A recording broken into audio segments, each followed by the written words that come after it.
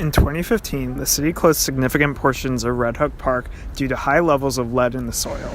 Although the standards for lead paint and gasoline are becoming more universal, many people in post-industrial neighborhoods remain unaware of the risk of lead already present in the ground from decades of pollution. To combat the problem, community organizations in Brooklyn and grad students at Columbia are working together to provide access to free lead testing and safety info. Lead has been a problem for a really long time. Some people say that it contributed to the fall of the Roman Empire. In this area, there's a particular issue with lead contamination because of the history of industry here. There have been lead smelters in the past, and then also just the fact that there's been a lot of diesel trucks going back and forth. Lead was in gasoline, and lead was also in paint. And so with the housing stock in this area that is, of older housing, some of that lead is still around, and because there were so many trucks going back and forth, a lot of the kind of lead has gone into the air and kind of settled near roadways. So lead is particularly harmful for neurological development in children, and so we're primarily concerned, especially at the levels that we see today, in the environment with exposure for children under 6. Children are primarily exposed through ingestion, so the idea is that if they're have dust or soil stuck on their fingers, and then especially young toddlers, right, so around 2 or 1, they like to stick everything in their mouth. But kids are also in a crucial neurological development, right? Their brains are growing, and so they're taking up a lot of that lead that they could be exposed to and incorporating it into their brain development, and that's where it causes the problems that we're more familiar with today. So mostly what we're doing is we're hosting a series of 12 different workshops on lead and soil, and kind of offering to residents a chance to learn about what the issue is, kind of some of the things that we've been discussing here, and also get their soil tested.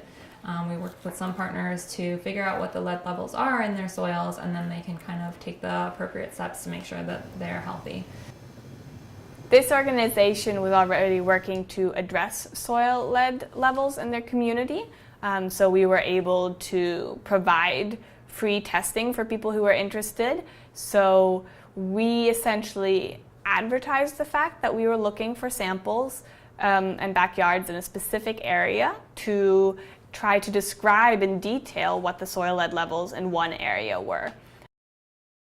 So the first step in processing the sample after it's dried, generally overnight or 2 nights, and so then we want to sieve it, so it's a standard grain size, because we want to make sure that we're measuring the soil that kids could actually be interacting with, that might get stuck on their hands, and the same is not true for the leaves or the rocks, and so we don't want to be testing those. Now I will open this up, take out my standard here, is analyze the same way, and then analyze our standard here. And so I just shake it, make sure it's well mixed, and then it's flat on the bottom, and place it on this green analyzer.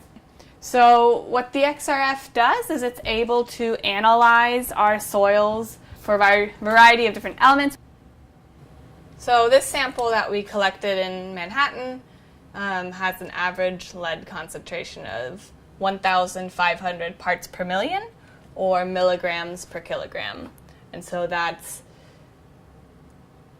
almost 4 times above the residential standard for bare soil where children play. And it's definitely as well above the 1,200 parts per million standard for all backyard soils, which is actually an EPA standard from 1991. So this is almost, it's more than 3 times, almost 4 times the soil standard for residential areas. It definitely means that everyone has to be aware. It means that you have to be on the lookout. If you live in an area that is urban, it's something that you need to consider when you're thinking about how you're using your outdoor space.